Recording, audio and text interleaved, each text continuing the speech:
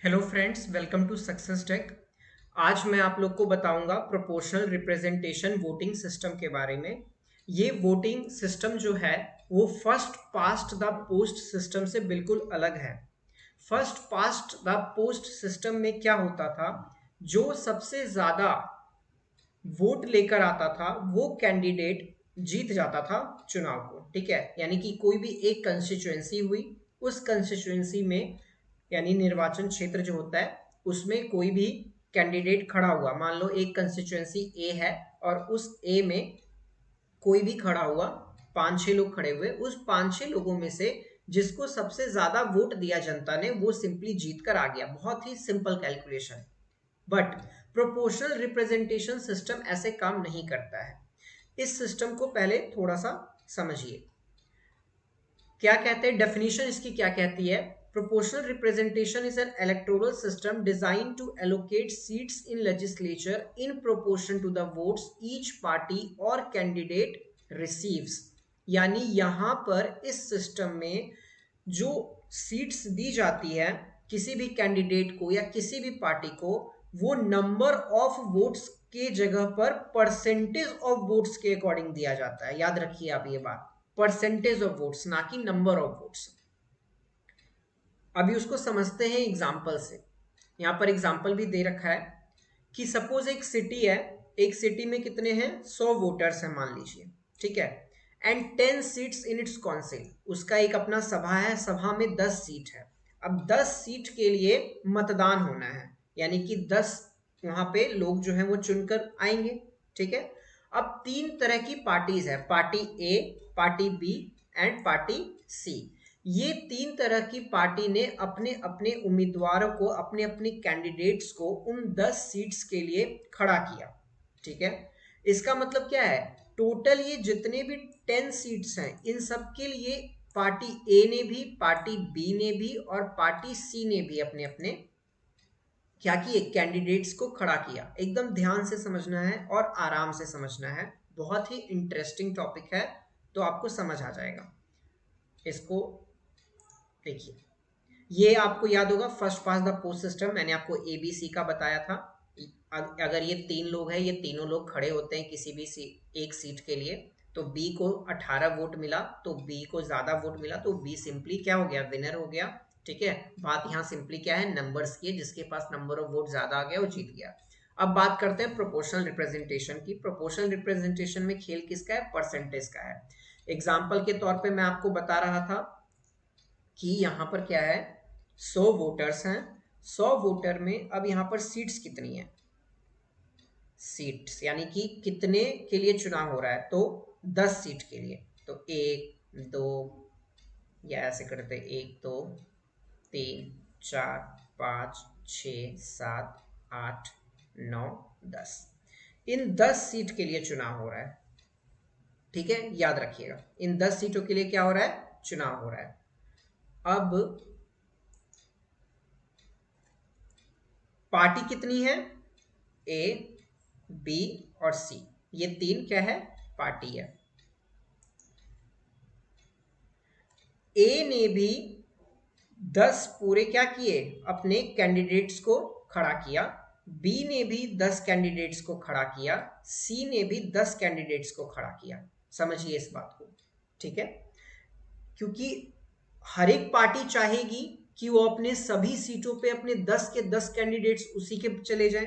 ठीक है, बहुत ही सिंपल सी बात है कि सारी पार्टी यही चाहेगी कि इन 10 के 10 सीटों पे उन्हीं के सारे लोग बैठ जाएं, जीत कर आए। इसीलिए ए भी, बी भी और सी भी, ये तीनों जो है वो अपने 10 कैंडिडेट्स को निकालेगी। ठीक है, उसमें खड़ी करेगी कंटेस्टेंट एज ए चुनाव लड़ने के लिए। अब वापस से आते हैं एग्जाम्पल पे। पार्टी ए को मिला 50 वोट्स, कितना वोट मिल रहा है, 50 वोट्स। पार्टी बी को मिला 30 वोट्स, पार्टी सी को मिला 20 वोट्स। ये जो नंबर ऑफ वोट्स मिले, हम ये देखेंगे कि ये नंबर ऑफ वोट्स जो मिले हैं ये टोटल वोटर्स का कितना परसेंटेज है।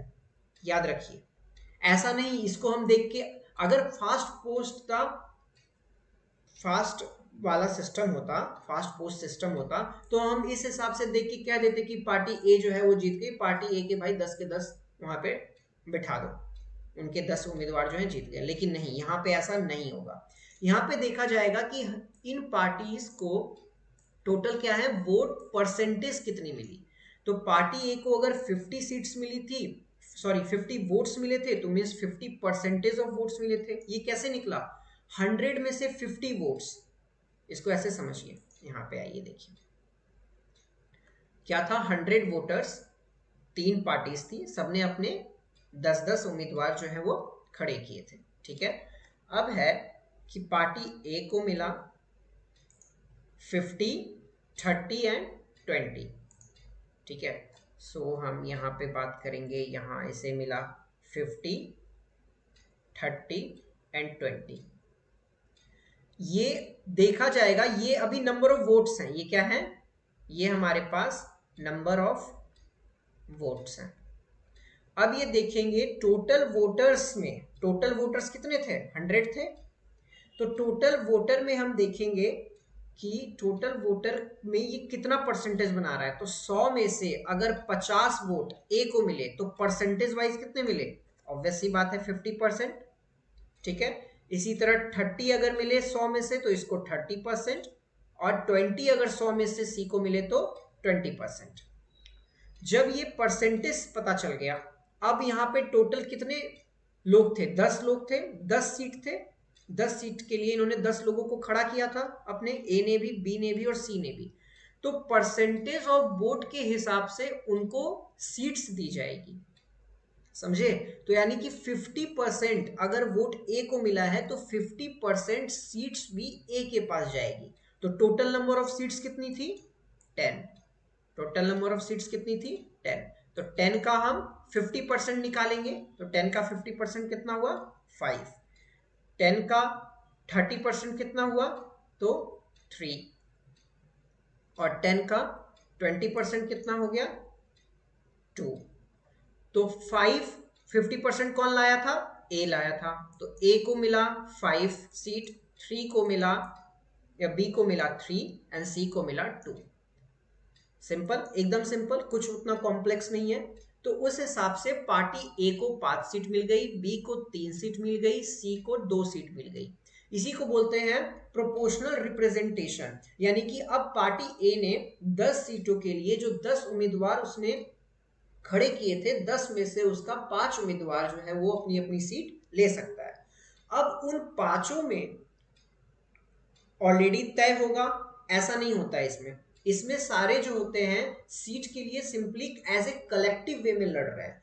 अब उन 10 लोगों में से किन 5 लोगों को भेजना है वो पार्टी ए की अपनी जिम्मेदारी है, उनका अपना कॉल है। वो किसी भी 5 लोगों को अब आगे भेज सकते हैं। पार्टी बी उन 10 में से किसी भी 3 को आगे बिठा सकती है, पार्टी सी उन 10 में से किसी भी 2 को आगे बिठा सकती है उस सीट पर। ठीक है, और इस तरह से 10 की 10 जो वैकेंसीज थी, इस ये जो 10 सीट जो थी काउंसिल में, 10 की 10 सीटें क्या हो जाएंगी, फेल हो जाएंगी। ठीक है, इसी को बोलते हैं प्रोपोर्शनल रिप्रेजेंटेशन। मीन्स अनुपात में सीटें दी जा रही है, ना कि नंबर्स के हिसाब से सीटें मिल रही है। जिसने ज्यादा परसेंटेज ऑफ वोट लाया उसको उतनी ज्यादा सीट मिली। करेक्ट, चलते हैं आगे। अब है कि इसका एक टाइप होता है जिसको बोलते हैं सिंगल ट्रांसफरेबल वोट, हिंदी में क्या बोलते हैं, एकल संक्रमणीय मत प्रणाली। सो हमारे राज्यसभा के इलेक्शन में प्रोपोर्शनल रिप्रेजेंटेशन का ये सिंगल ट्रांसफरेबल वोट जो है वो काम करता है। कैसे काम करता है वो अभी पूरा हम एक्सप्लेन करेंगे आपको। पहले तो एक छोटा सा बात ये समझ लीजिए कि ये जो मैंने आपको अभी सिस्टम बताया पूरा परसेंटेज का, कि कैसे पार्टीज जो हैं वो उन्होंने इसने इलेक्शन कंडक्ट किया और कैसे उनके नंबर ऑफ जो कैंडिडेट्स थे वो आगे जाके सीट ले लेंगे। इस तरह की चीजें कहाँ कहाँ चलती है, तो आपको पिछला वाला अगर याद होगा तो उसमें मैंने लिखवा रखा है, जैसे इजराइल में होता है, ठीक है, अर्जेंटीना, पुर्तगाल में इस तरह की चीजें चलती है। ठीक है, अब इसमें क्या होता है कि fast pass the post system क्या हो सकता है, स्मॉल यूनिट में बहुत इजीली इस्तेमाल हो सकता है, लेकिन इसके डिफरेंसेस हैं जो आपको थोड़े पढ़ लेने हैं। ये लार्ज और बड़े बड़े नेशंस में ये एज ए एक लेके काम किया जा सकता है, ठीक है। इसमें विनर कौन होगा? अभी आपने देखा हाईएस्ट वोट जिसको मिलेंगे वो first pass the post system में विनर होगा। लेकिन पीआर में विनर कौन होगा? वोट्स के परसेंटेज जिसको ज्यादा मिलेंगे उस हिसाब से उसको सीट दी जाएगी। ठीक है।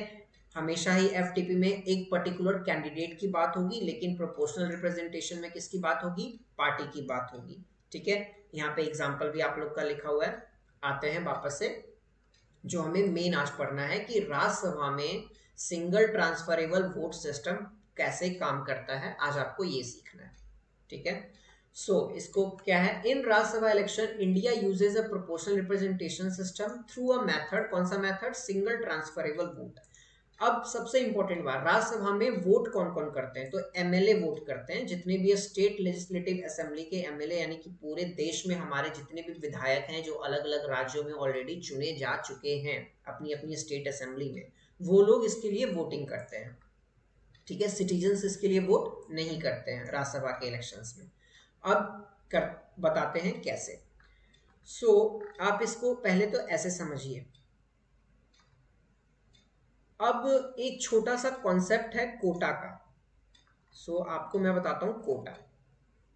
जैसे first past the post system में क्या था, इसमें हमारे पास एक बेंचमार्क था। बेंचमार्क क्या था? कि जो सबसे ज्यादा नंबर ऑफ वोट्स लेकर आएगा वो विजेता होगा। उसी तरह प्रोपोर्शनल रिप्रेजेंटेशन में भी एक बेंचमार्क तय किया गया है। वो बेंचमार्क क्या है? उस बेंचमार्क को बोलते हैं यहां पे कोटा। इस कोटा का क्या है? एक फॉर्मूला है। इस फॉर्मूले से जो नंबर बनेगा, ठीक है, पार्टी को मिनिमम उस नंबर तक पहुंचना पड़ेगा सीट हासिल करने के लिए। अभी इसको समझते हैं एग्जांपल के साथ।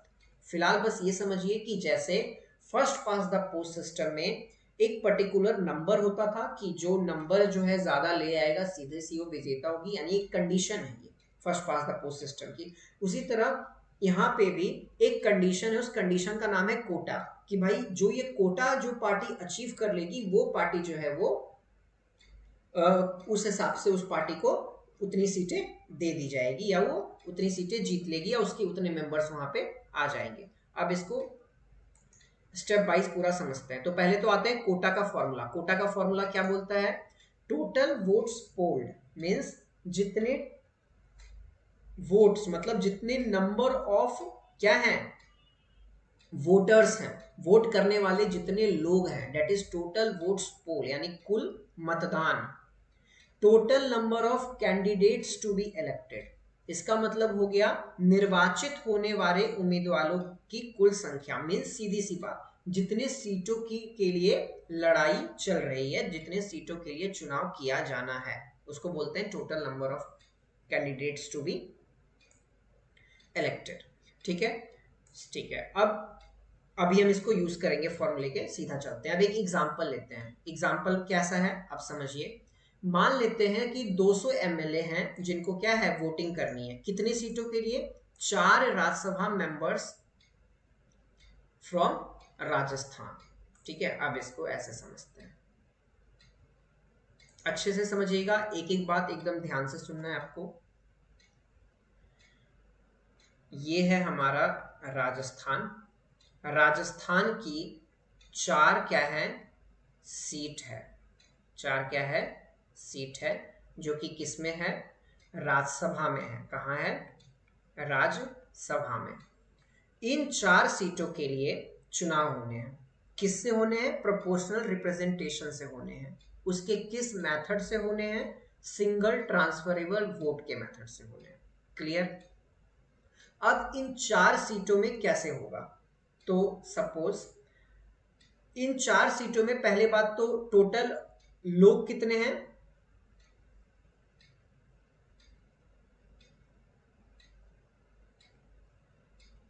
ए बी सी डी। ठीक है। ये हो गए हमारे पास ये 4 लोग। टोटल वोटर्स यानी टोटल वोट देने वाले लोग कितने हैं? तो हम मान लेते हैं 200 हैं। कितने हैं? 200। ठीक है। 200 एमएलए। अब पहले हमने फॉर्मूला में लगाया 200 divided by 4। Total number of candidate कितने थे? 4 लोग हमें चुन के लाने थे, ठीक है, 4 लोग हमें चुन के लाने थे, प्लस 1। ये एक सिंपल सी कैलकुलेशन, आप इसको करोगे कि तो कितना आ गया? 41, ठीक है। अब एक एग्जाम्पल पूरा लेते हैं। अब इस एग्जाम्पल के तहत देखो, 3 Rajya Sabha seats are to be filled. ये तो कोटा सिस्टम के लिए था। कितने हैं? 3 राज्यसभा की सीटें भरनी है। अब मान लेते हैं 100 एमएलए जो हैं वो वोटिंग करने वाले हैं। कितने हैं वो? 100 हैं। तो इस हिसाब से कितनी चाहिए? कोटा हमारा कितना हो गया? 26।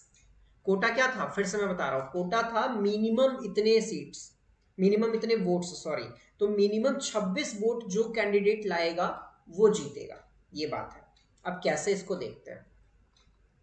तो हमारे पास मान लेते हैं कि 4 कैंडिडेट जो हैं वो 3 सीट के लिए खड़े हुए हैं।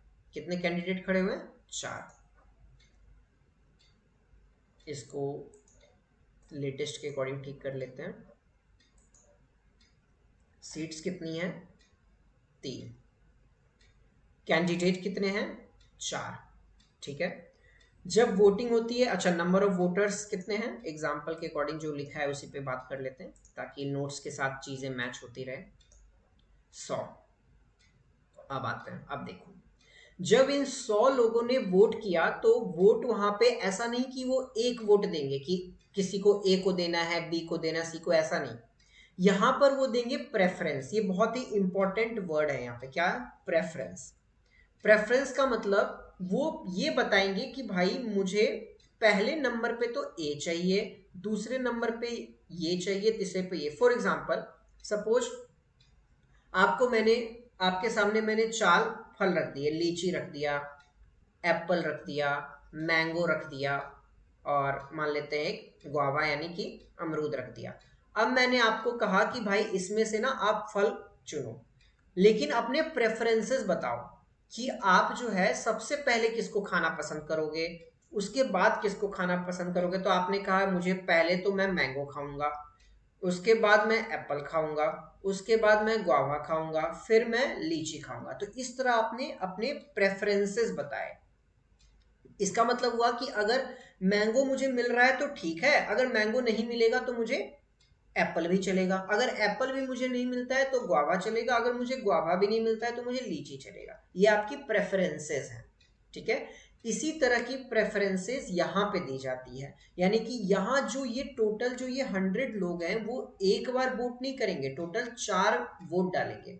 4 वोट का मतलब अपने प्रेफरेंसेस बताएंगे कि मुझे पहले नंबर पर ABCD में से क्या चाहिए, दूसरे नंबर पे मैं किसको चाहता हूँ कौन जीते, तीसरे नंबर पे मैं कौन चाहता हूँ जीते, चौथे नंबर पे मैं चाहता हूँ कौन जीते। वो ऐसे बताएंगे। टोटल 4 अपने वो प्रेफरेंसेस, इन लोग को ABCD को वो अपने प्रेफरेंसेस में अलाइन करेंगे। तो जब सब ने अपने अपने प्रेफरेंसेस दे दिए इन 100 लोगों ने, अब देखते हैं डेटा निकल के क्या आया। तो जैसा कि यहाँ पे डेटा लिखा है कि सबका पहला प्रेफरेंसेस सबसे पहले देखा गया।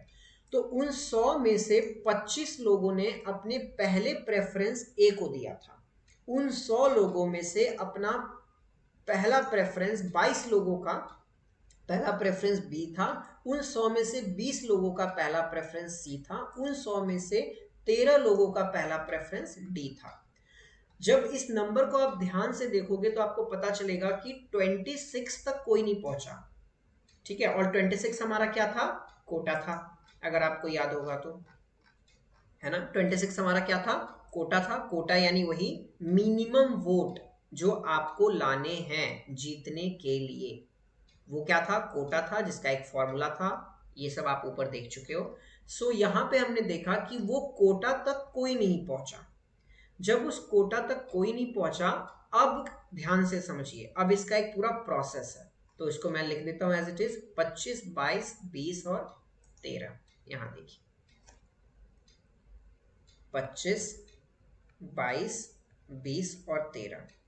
अब इस सिस्टम में क्या होता है, इसका अगला स्टेप जो है, स्टेप 2, यानी वोटिंग के बाद पहला प्रेफरेंस देखने के बाद हमने देखा कि किसी को कोटा नहीं मिला, तो अब हम अगले स्टेप पे चलेंगे।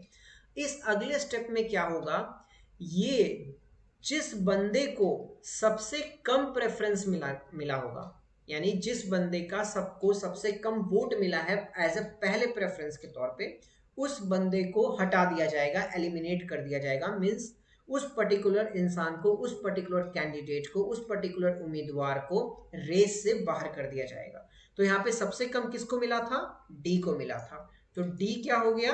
रेस से बाहर। डी का खेल खत्म। डी तो अब जीत ही नहीं सकता है क्योंकि वो रेस से ही बाहर है। बट आप ध्यान रखिए एक बात कि सिर्फ डी रेस से बाहर है, ना कि उनके वोट्स अभी भी हैं। यहाँ पे वोट जो है वो एलिमिनेट नहीं हुए हैं, सिर्फ वो जो पर्टिकुलर कैंडिडेट है, पर्टिकुलर पर्सन जो है वो एलिमिनेट हुआ है, अब वो रेस से बाहर है। तो अब इनके वोटों का क्या? तो ये जिन 13 लोगों ने डी को वोट दिया था, अब हम देखेंगे कि उन 13 लोगों का पहला, दूसरा, उन 13 लोगों ने अपना दूसरा प्रेफरेंस भी दिया होगा, राइट? क्योंकि मैंने बताया था सभी 100 के 100 लोग अपना चारों प्रेफरेंस देंगे। और अभी मैं ये जो डेटा है 25, 22, 20, 13, ये सभी 100 लोगों में से उनके पहले प्रेफरेंस का डेटा है। जो एलिमिनेट हुआ डी, उसको कितने मिले? 13 वोट, यानी उन 13 लोगों ने उसको बस जो वोट दिया था। अब हम देखेंगे कि उन 13 लोगों का सेकेंड प्रेफरेंस क्या था। समझिए, उन 13 लोगों का, जिन 13 लोगों ने डी को एज ए फर्स्ट प्रेफरेंस रखा था, उन 13 लोगों का सेकंड प्रेफरेंस क्या है। तो जब उन 13 लोगों का सेकंड प्रेफरेंस देखा गया तो पाया गया कि उन 13 में से 6 लोगों ने ए को दिया था, 5 लोगों ने बी को दिया था, 2 लोगों ने सी को दिया था। ठीक है, इसका मतलब इन 13 में से क्या नंबर्स थे? 6, 5 और 2। 6, 5, 2 किसको? ए को,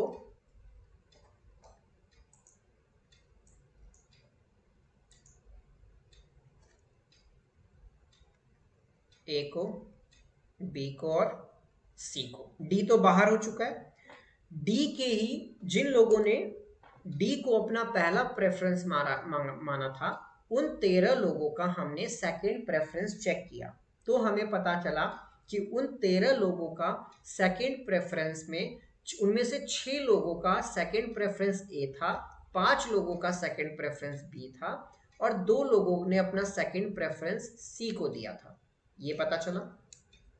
अब क्योंकि इन लोगों का ही प्रेफरेंस था तो हम इनके उन 13 लोगों के वोट जो सेकंड प्रेफरेंस है उनको दे दिया जाएगा। तो अब ए में कितना जुट जाएगा? यहां पे हो जाएगा प्लस में 6, बी में प्लस में 5, सी में प्लस में 2। तो 25 प्लस 6 31, 22 प्लस 5 27, 20 प्लस 2 22। यही यहां पे दिखाया गया, देखिए 31, 31, 27 और 22। अब क्योंकि ए और बी ने कोटा को क्रॉस कर लिया है, यानी 26 मिनिमम चाहिए था और इनके पास 31 है और 27 है, तो ये उससे क्रॉस कर चुके हैं, तो मतलब ये दोनों विजेता हो गए, ए और बी। 2 लोग हमारे पास आ गए। टोटल सीट्स कितनी थी याद करिए? 3। तो हमें एक तीसरा भी चाहिए, तो जो बच गया वो तीसरा उसको मिल गया। अब यहां समझने वाली बात क्या क्या है वो मैं आपको बता देता हूं। अगर मान लेते यहां तो चलो 3 सीट था और 4 थे तो एक एलिमिनेट हो गया और जो बचा था वो जीत गया आखिरी में। बट अगर ऐसा नहीं होता, मान लेते हैं 6 रहता, मान लेते हैं यहाँ पे A B C D E F G, मान लेते हैं इतने लोग जो हैं वो पार्टिसिपेट करते, कितनी सीटों के लिए? 3 ही सीटों के लिए। तो ए और बी तो जीत चुके थे, है ना? ए और बी जीत चुके थे। तो अब यहां पे कौन एलिमिनेट होता? मान लेते हैं यहाँ पे डी एलिमिनेट होता, तो डी के वोट देखे जाते हैं। फिर मान लेते हैं अगले राउंड में यहाँ पे डी हुआ, अगले राउंड में मान लेते हैं जी एलिमिनेट होता तो जी का देखा जाता, और ये सेम प्रोसेस रिपीट होता रहता जब तक कि हमारे पास वो 3 लोग ना मिल जाएं जिनका 26 प्लस वोट पे वो ना पहुंच जाए। ये सेम प्रोसेस रिपीट होते रहता। क्योंकि यहाँ पर एक ही अब बच गया था, तो इसमें से जो एक्सेस वोट है, एक्सेस वोट बोले तो 26 से जितना ज्यादा आया, या 27 से मान लेते हैं जितना ज्यादा आया, तो इनके पास कितना आया, 4 या 5 ज्यादा आया, 4 ज्यादा आया, तो 4 सिंपली इसमें ऐड कर देंगे तो इसका भी 26 आ जाएगा और ये जीत जाएगा। तो ये बहुत सिंपल है। बट अगर इससे ज्यादा रहते तो वो सेम प्रोसेस जो अभी डी के वोट को एलिमिनेट करके इस्तेमाल हुआ है, वो सेम प्रोसेस बाकी और लोगों को एक एक करके कम कम प्रेफरेंसेस वाले को, कम कम वोट्स वाले को एलिमिनेट होता रहता है, उनका वोट का अगला प्रेफरेंस देख के आपस में उनको अगले वाले को दे दिया जाता, ऐड कर दिया जाता, और फिर हमें पता चल जाता कि एक्चुअली में कौन कौन निकल के सामने आ रहा है जीतने के लिए। क्लियर? उम्मीद करता हूँ आपको समझ आ गया होगा। आप बहुत ध्यान से सुनिए, एक बार में नहीं तो एक बार और वीडियो देखिए, उसके बाद आप कमेंट्स में मेंशन कर सकते हैं, ठीक है, अगर कोई डाउट हो तो। अब है कि इस तरह के सिस्टम्स और कहाँ कहाँ यूज़ होते हैं, तो प्रेसिडेंट ऑफ इंडिया के इलेक्शन में भी यूज़ होते हैं, और वाइस प्रेसिडेंट ऑफ इंडिया जो चुना जाता है उसमें भी इसी तरह के का पूरा प्रोसेस जो है सिंगल ट्रांसफरेबल वोट का यूज़ किया जाता है, ठीक है। अब बात आती है इलेक्टोरल कॉलेज किसे बोलते हैं। इलेक्टोरल कॉलेज कहते हैं उन लोगों को, उन ग्रुप ऑफ पीपल को जो वोटर्स हैं, जो वोट डालेंगे उस इलेक्शन में, चाहे राज्यसभा में किसी सीट पे इलेक्शन हो रहा हो, चाहे प्रेसिडेंट ऑफ इंडिया का इलेक्शन हो रहा हो, चाहे वाइस प्रेसिडेंट ऑफ इंडिया का इलेक्शन हो रहा है, तो इन इलेक्शन में जो पार्टिसिपेट करने वाले वोटर्स हैं, उन वोटर्स को इलेक्टोरल कॉलेज बोलते हैं। तो राज्यसभा में कौन होते हैं, सारे के सारे एमएलए होते हैं। प्रेसिडेंट को कौन कौन चुन के लाता है, एमपी, यानी कि लोकसभा और राज्यसभा के जो सांसद हैं वो, और जो एमएलए स्टेट और यूटीज के हैं वो भी। वाइस प्रेसिडेंट में सारे के सारे जो एमपी है वो लोकसभा राज्यसभा के, प्लस याद रखिएगा बहुत एक इंपॉर्टेंट पॉइंट है, जब प्रेसिडेंट ऑफ इंडिया के इलेक्टोरल कॉलेज में, यानी उनके जो वोटर्स हैं जो वोट देंगे, उसमें नॉमिनेटेड कैंडिडेट जो होते हैं वोट नहीं देते हैं। But vice president of India में नॉमिनेटेड जो लोग होते हैं, नॉमिनेटेड जो पर्सन होते हैं लोकसभा सॉरी राज्यसभा के, लोकसभा में भी होते थे, अब हटा दिया गया, अब राज्यसभा में नॉमिनेटेड होते हैं, टोटल 12 होते हैं, तो वो भी वाइस प्रेसिडेंट ऑफ इंडिया के इलेक्शन के लिए वोट डालते हैं, पर प्रेसिडेंट ऑफ इंडिया के इलेक्शन में वो वोट नहीं डालते हैं। क्लियर? सो आई होप आप लोग को अच्छे से समझ आ गया होगा। बहुत ध्यान से समझिएगा और बहुत ध्यान से सुनिएगा इस चीज़ को, और एक बार और ज़रूर देखिएगा अगर नहीं समझ आए तो। बाकी तो कोई डाउट्स है तो आप कमेंट्स में मेंशन करिए, मैं वहाँ पे आपको समझा दूंगा, ठीक है। अब एक जैसे बहुत छोटी सी बात की, इंडिया ने FPTP ही क्यों अडॉप्ट किया, क्योंकि ये बहुत सिंपलर सिस्टम था भाई। इतना लंबा चौड़ा प्रोसेस करेगा, हर एक एक बंदा, मान के चलो इतनी इतनी लोग वोट डालते हैं, लाखों में करोड़ों में लोग वोट डालते हैं। अब वोट आएंगे डालने, वो सोचो एक बंदा जो है वो, मान लो 10 कैंडिडेट खड़ा हो रहा है तो 10 का वो प्रेफरेंस लगाएगा कि पहले ये दूसरा ये, सोचो एक बंदा 10 बार वोट डालेगा, लाखों लोग ऐसे एक 10 बार डालेंगे तो 1 लाख लोग ही 10 लाख वोट डाल रहे होंगे, तो सोचो 100 करोड़ की जनसंख्या है तो कितने ज़्यादा वोटिंग पड़ेगी, और कितना प्रोसेस जो है वो कितना कॉम्प्लेक्स हो जाएगा। इसीलिए इंडिया ने बहुत सिंपल FPTP अपनाया कि भाई सीधी सी बात है, जिसको ज़्यादा नंबर ऑफ वोट्स मिले वो जीत गया। ताकि इतने कॉम्प्लेक्स कैलकुलेशंस और उतने कॉम्प्लेक्स सिचुएशन में हमारे वोटर्स को भी ना डाला जाए, इसलिए वहाँ पर डाला गया। जहाँ ये चीज़ें पॉसिबल थी, क्योंकि वहाँ पे वोटर्स लिमिटेड हैं, वाइस प्रेसिडेंट के इलेक्शन में, प्रेसिडेंट के इलेक्शन में, राज्यसभा की सीटों के लिए, वहाँ पे हमने ये चीज़ें कर रखी है। तो हमने दोनों ही सिस्टम को फॉलो कर रखा है। जनरल इलेक्शन में या स्टेट असेंबली के इलेक्शन में हम FPTP अपनाते हैं, लेकिन जब बात आती है राज्यसभा में वाइस प्रेसिडेंट के और प्रेसिडेंट के इलेक्शन में, तब हम proportional representation with single transferable vote को अपनाते हैं। So thank you for watching. उसके बाद आप successtech.in को एक्सप्लोर करिए। यहाँ पे आप CUET के कोर्सेज कर सकते हैं, सर्च में CUET लिखिए and you will choose any of the courses. आप यहाँ पे इंग्लिश ग्रामर लिखिए and you can learn English grammar. जो जो भी कोर्सेज आप यहाँ से परचेज करेंगे, इंडिविजुअल मेंटरशिप आपको प्रोवाइड की जाएगी वीकली, और इंग्लिश का कोर्स लेंगे तो डेली इंग्लिश के सेंटेंसेस, इंग्लिश के चीज़ें आपको हेल्प करी जाएगी इंग्लिश में। Okay, so thank you very much.